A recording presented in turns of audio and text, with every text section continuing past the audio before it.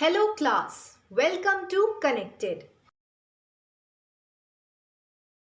In today's class, we will be reading the story titled Two Stories About Flying. This chapter consists of two stories or ports, namely his first flight written by Liam O'Flaherty and Black Aeroplane written by Frederick Forsyth. By the end of this chapter, you will have a better understanding of storytelling and learn new words. You may also gain better knowledge of the English language. Now students, read out the chapter loudly with me. I shall assist you if you get stuck anywhere.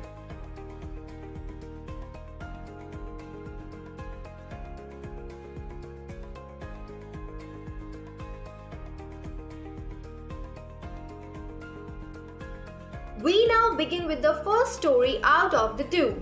The young seagull was alone on his ledge. His two brothers and his sister had already flown away the day before. He had been afraid to fly with them. Somehow, when he had taken a little run forward to the brink of the ledge and attempted to flap his wings, he became afraid. The greater expanse of the sea stretched down beneath, and it was such a long way down, miles down. He felt certain that his wings would never support him, so he bent his head and ran away back to the little hole under the ledge where he slept at night. Even when each of his brothers and his little sister, whose wings were far shorter than his own, ran to the brink, flapped their wings and flew away, he failed to muster up courage to take that plunge which appeared to him so desperate. His father and mother had come around calling to him shrilly, upbraiding him, threatening to let him starve on his ledge unless he flew away. But for the life of him, he could not move. Good. The story is about a young seagull who is at that stage of life where he has to learn to fly. Unlike his younger brothers and sister, he is too afraid to fly. When all of them went flying for the first time near the edge of the sea, all of them except him succeeded. He could not trust his wings. He got terrified by the vast sea and got convinced that he could never fly. As a result, he was ashamed and disheartened and thus went inside the ledge where usually he slept. His younger siblings managed to take their first flight despite their wings being shorter than his. But he could not summon the courage, though he tried so desperately. He was scolded by his parents for not trying again, but he was so afraid that he could not even move. Moving on, that was 24 hours ago. Since then, nobody had come near him. The day before, all day long, he had watched his parents flying about with his brothers and sister, perfecting them in the art of flight, teaching them how to skim the waves and how to dive for fish. He had in fact seen his older brother catch his first herring and devour it, standing on a rock while his parents circled around raising a proud cackle.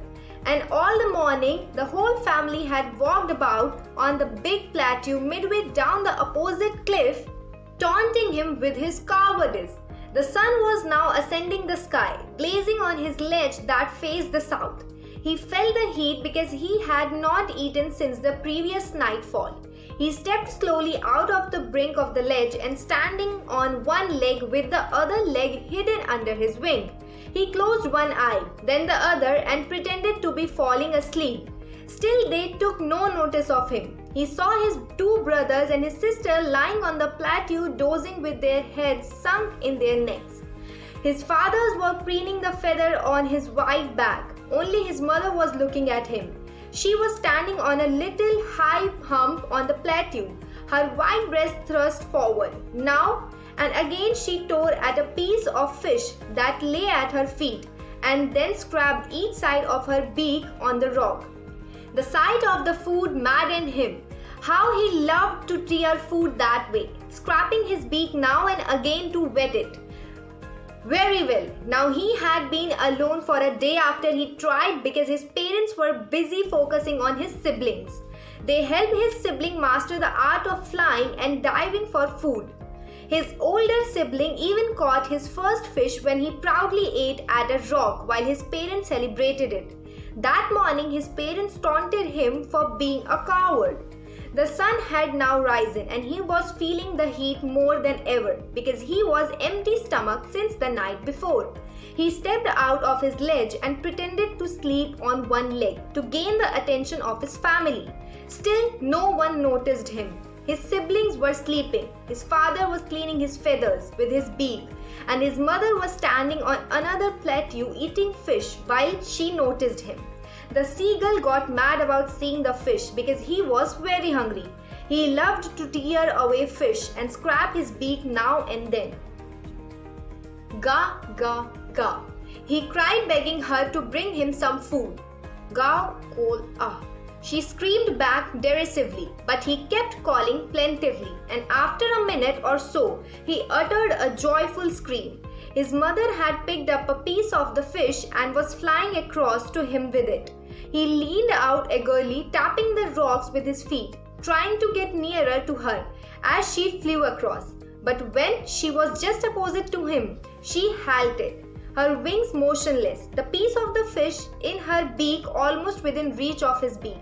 He waited a moment in surprise, wondering why she did not come nearer, and then, maddened by hunger, he divided the fish. With a loud scream, he fell outward and downward into space. Then a monstrous terror seized him and his heart stood still. He could hear nothing, but it only lasted a minute. The next moment he felt his wings spread outwards. The wind rushed against his breast feathers, then under his stomach and against his wings. He could feel the tips of his wings cutting through the air. He was not feeling headlong now. He was soaring gradually downwards and upwards. He was no longer afraid. He just felt a bit dizzy. Then he flapped his wing once and he soared upwards. Ga, ga, ga, ga, ga, cool, ah. His mother swooped past him, her wings making a loud noise. He answered her with another scream. Then his father flew over him screaming. He saw his two brothers and his sisters flying around him, curveting and banking and soaring and diving. Good. He cried in a hunger to his mom while his mother screamed back angrily, but he kept crying, which soon turned into a joyful scream at the sight of his mother flying towards him with the piece of fish. He got excited as she came near and thus leaned forward. Suddenly, she stopped not too far from him. Out of excitement and hunger, he divided at the fish, without realizing for a moment that he was afraid to fly. He got so excited that he fell as soon as he tried. For a moment he was in a shock and stood still out of terror. And this lasted only for a moment, and soon his feathers opened as he flew. He could feel the wing against his breast feather, stomach and his wings. He could feel himself cutting through the air. He was not afraid anymore. He was just a bit nervous, but then his mother accompanied him. The whole family screamed out of excitement, thus celebrating his victory over fear. Let's proceed to the next part. Then he completely forgot that he had not always been able to fly and commended himself to dive and soar and curve, shrieking shrilly. He was near the sea now, flying straight over it, facing straight out over the ocean. He saw a vast green sea beneath him, with the little ridges moving over it, and he turned his beaks and sideways and cawed amusedly. His parents and his brother and sister had landed on this green flooring ahead of him. They were beckoning to him, calling shrilly. He dropped his leg to stand on the green sea. His legs sank into it. He screamed with fright and attempted to rise again, flapping his wing. But he was tired and weak with hunger, and he could not rise, exhausted by this strange exercise. His feet sank into the green sea, and then his belly touched it, and he sank no farther. He was floating on it, and around him his family was screaming, praising him, and their beaks were offering him scraps of dogfish. He had made his first flight. Good. Once he overcame his fear, he forgot that he was once afraid of it. He did all those things he once feared. He flew straight over the sea and could see the greenery and the mountains beneath him. He screamed out of joy as he enjoyed the victory. When he landed, his family landed along with him as a gesture they were very proud of. They were screaming and shouting in the excitement in their high-pitched voice. He then went into the sea, where at first he got scared and thus panicked. He tried escaping but got tired and weak because of hunger. Thus, when he calmed down, he started floating in the sea when he was once afraid of. His family was celebrating in excitement and offered him food as praise. Finally, he had overcome his fear and had made his first flight. Okay class, now that we have learned all these new words, let's use them in some sentences now. I shall show you some sample sentences now. Later on, make your own sentences with these words and show them to your teacher. Ledge. We crept carefully along the narrow ledge. Upbraiding. I quickly unbraided my hair and brushed it out. Skim. It took me an hour to skim the book. Herring. He fished up a big herring. Preening. The parrot sat preening her plumage on Long John's shoulder. Whet. The preview was intended to whet your appetite. Derisively. The others laughed derisively. Dizzy. He was dizzy with the scorching sun. Curvating. It took me some time to get rid of the curvating dogs. Now let's read the next story titled The Black Aeroplane. In this chapter, I shall assist you if you get stuck anywhere. We begin reading it from the first part. The moon was coming up in the east behind me, and the stars were shining in the clear sky above me. There wasn't a cloud in the sky. I was happy to be alone high up above the sleeping countryside. I was flying my old Dakota aeroplane over France back to England. I was dreaming of my holiday and looking forward to being with my family. I looked at my watch. 1:30 in the morning. I should call Paris control soon, I thought. As I looked down past the nose of the aeroplane, I saw the light of a big city in front of me. I switched on the radio and said, Paris Control Dakota, DS 088 here. Can you hear me? I am on my way to England. Over. The voice from the radio answered me immediately. DS 088, I can hear you. You ought to turn 12 degrees west now. DS 088, over. Good. It was the night time when the sky was clear and the star could be seen twinkling. The pilot felt peace in being above a country that had fallen asleep while he was flying over France to England. It was 1:30 in the morning and he was fantasizing about holiday with his family. When the aeroplane was in France, the pilot thought of informing the Paris control personnel about its presence and for instruction. At that time, lights from Paris city were blaring at him. He informed the control agency, to which they replied with further instruction on the direction. The control room at Paris instructed him to turn 12 degrees towards the west. I checked the map and the compass, switched over to my second and last fuel tank, and turned the Dakota 12 degrees west towards England. I'll be in time for breakfast, I thought. A good big English breakfast. Everything was going well. It was an easy flight. Paris was about 150 kilometers behind me when I saw the clouds.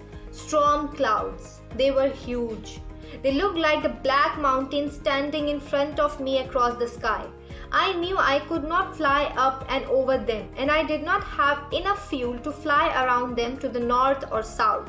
I ought to go back to Paris, I thought. But I wanted to get home. I wanted that breakfast. I'll take the risk, I thought, and flew that old Dakota straight into the storm. Inside the clouds, everything was suddenly black. It was impossible to see anything outside the aeroplane. The old aeroplane jumped and twisted in the air. I looked at the compass. I couldn't believe my eyes. The compass was turning round and round and round. I was dead. It would not work. The other instruments were suddenly dead too. I tried the radio. Good. After receiving the instruction, the pilot greed up and followed them while putting the last fuel tank into operation. All this time he was dreaming about his time with his family, and then he started thinking about having a satisfactory breakfast at the destination point. He was calm and everything was going as planned. Now the plane had crossed Paris when he started seeing clouds in the sky. The presence of cloud made it unsafe to travel by air because there were chances of a storm. They were so huge and dark that pilot compared them with the black mountains.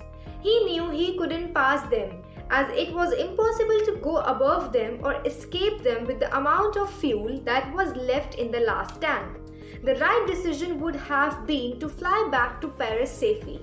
But the pilot's decision making was clouded by his wish to meet his family. He was so desperately wanted to be with his family and have that English breakfast he had been dreaming of all day that he took the risk of not going back. Thus, he headed the plane right into the storm. It was so dark because of the storm that was nothing visible outside the plane. He started losing control of the plane. The compass and other instruments had also stopped working because of the bad weather. He became helpless. Continuing. Paris control, Paris control. Can you hear me? There was no answer. The radio was dead too. I had no radio, no compass, and I could not see where I was. I was lost in the storm. Then in the black clouds quite near me, I saw another plane. It had no light on its wings, but I could see it flying next to me through the storm. I could see the pilot's face turned towards me. I was very glad to see another person. He lifted one hand and waved. "Follow me," he was saying. "Follow me. He knows that I am lost." I thought, he's trying to help me. He turned his aeroplane slowly to the north in front of my Dakota so that it would be easier for me to follow him. I was very happy to go behind the strange aeroplane like an obedient child. After half an hour, the strange black aeroplane was still there in front of me in the clouds. Now there was only enough fuel in the old Dakota's last tank to fly for 5 to 10 minutes more. I was starting to feel frightened again, but then he started to go down and I followed through the storm. Suddenly I came out of the clouds and saw 2 long straight lines of the lights in front of me. It was a runway, an airport. I was safe. I turned to look for my friend in the black aeroplane, but the sky was empty. There was nothing there. The black plane was gone. I could not see it anywhere. Good. He tried calling the Paris control agency who had helped him earlier but couldn't connect because of the weather. However, when everything failed, he saw a ray of hope when he saw another aeroplane. He felt relieved and he saw another pilot's face and willingness to help him escape the storm. He thought to himself that the other pilot is very kind as he knew that they were lost and was trying to help him. The other pilot took his plane ahead of the lost aeroplane to make it easier for them to follow, while the author followed him like an obedient child. He was also panicking because there was very little amount of fuel left. It was only then that he started coming out of the storm and could see the runway to land his plane safely. When he turned to thank the other pilot, he realized that the plane that helped him had disappeared as soon as he came out of the storm. I hope I made myself clear up till now. Moving to the next part. I landed and was not sorry to walk away from the old Dakota near the control tower. I went and asked a woman in the control center where I was and who the other pilot was. I wanted to say thank you. She looked at me very strangely and then laughed. Another aeroplane? Up there in the storm. No other aeroplane was flying tonight. Yours was the only one I could see on the radar. So who helped me to arrive there safely without a compass or a radio or without any more fuel in my tanks? Who was the pilot on the strange black aeroplane flying in the storm without lights? Good. The author did not know where he had landed but was not afraid of leaving his plane unattended. He headed straight into the control room to ask about the other pilot. To his utmost surprise, the lady informed him that there was no other plane in the sky except his because of the bad weather. He is left astonished with lots of questions unanswered in his mind. Children, now that the chapter is finished, let's look at some fun exercises now. You have 4 minutes to try these questions out. First, For how long had the seagull been alone? Second, when did the seagull's flight begin? Third, why was the pilot happy? Fourth, how many fuel tanks were there on the plane? How much fuel was left? Excellent answer, students. Now let's match your answer with answer sheet. Answer number 1. The seagull had been alone for 24 hours. Answer number 2. His flight began when he was falling outwards and downward into space. His wings spread outwards. Now, he was not falling headlong. He was moving gradually downwards and outwards. Answer number 3. The pilot was happy due to 2 reasons. First, he was alone high up above the sleeping countryside.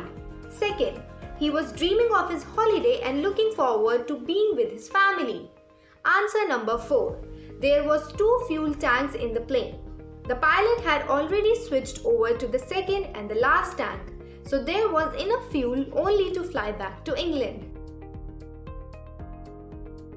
Students, now try to answer these personal questions on your own. Remember students, there can be many correct answers. First, do you think the situation of the young seagull arouses sympathy for him? Second, do you think the story, The Black Aeroplane, is a mystery? Do you see some elements of supernatural power in the story? Okay students, I hope you were able to understand 2 beautiful flying stories. Now let's move on to an amazing poem titled How to Tell Wild Animals by Carolyn Wells. In this poem, the poet had explained the characteristics of various wild animals in a very funny way. She has used language in a way that generates humor. She is introducing the reader to various kinds of wild animals like Asian lion, Bengal tiger, bear, etc., explaining each of the animal in a very humorous way. Now read out the chapter loudly with me. I shall assist you if you get stuck anywhere. Let's begin with the first stanza. If ever you should go by chance to the jungle in the east, and if there should to you advance a large and a tawny beast, if he roars at you as you are dying, you will know it is the Asian lion. Good. Let's understand what the poet means with these lines.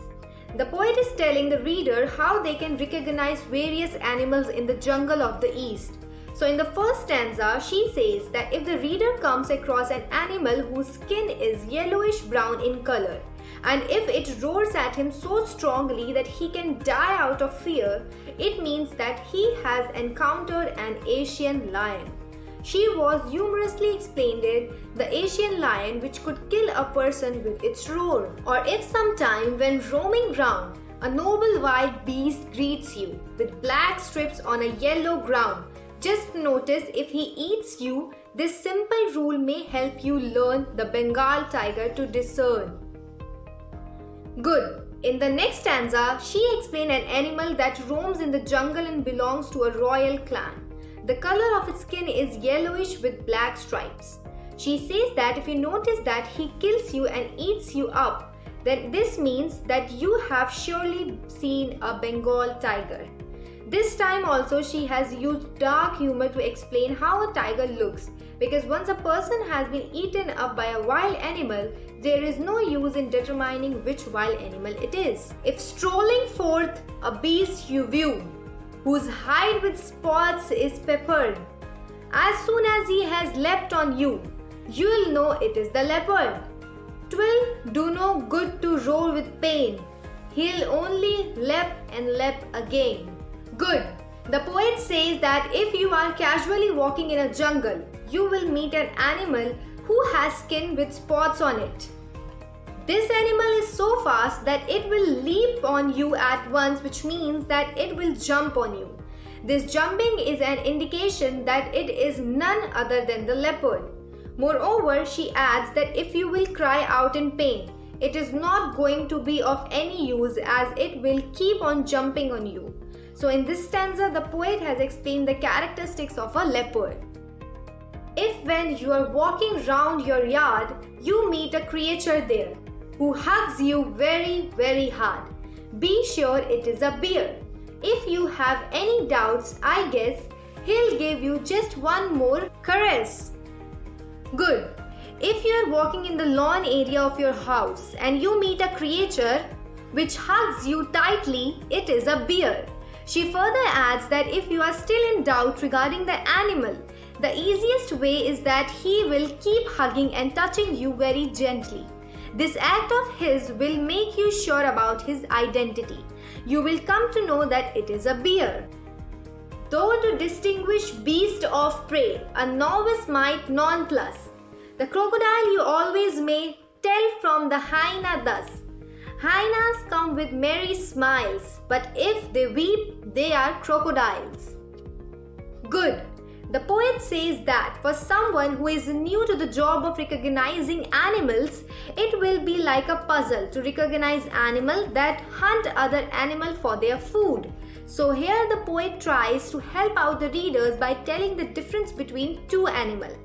He says that hyenas will be smiling, whereas if it is a crocodile, it is always in tears. Both of these animals are dangerous. The true chameleon is small, a lizard sort of thing. He hasn't any tears at all, and not a single wing. If there is nothing on the tree, 'tis the chameleon you see. Good. The poet says that the next is chameleon, which is a small creature. It looks like a lizard, but the difference between the two is that a chameleon does not have ears and wings. Moreover, she says that a chameleon has the ability to change its colors according to the surface on which it is sitting. Therefore, if you see a tree and find nothing else on it, then it must be a chameleon sitting on it. It has changed its color into the color of a tree. Okay class, now that we have learned all these new words, let's use them in some sentences now. I shall show you some sample sentences now. Later on, make your own sentences with these words and show them to your teacher. Ground. Her younger brother hovered in the background watching us. Discern. The man couldn't discern between right and wrong. Hide. The girl dodged behind the tree to hide from the other children. Peppered.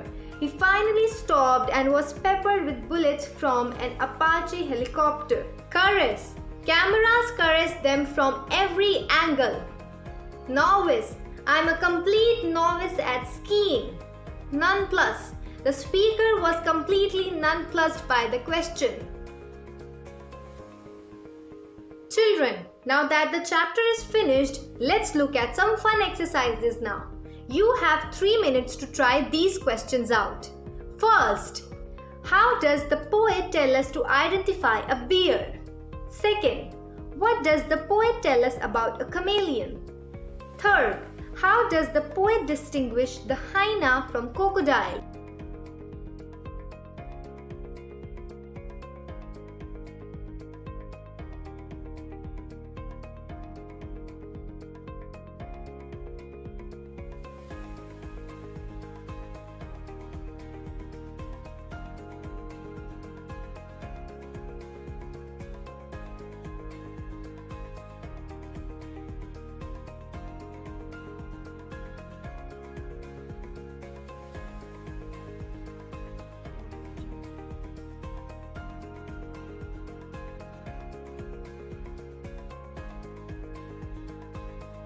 Excellent answers, students. Now let's match your answers with the answer sheet.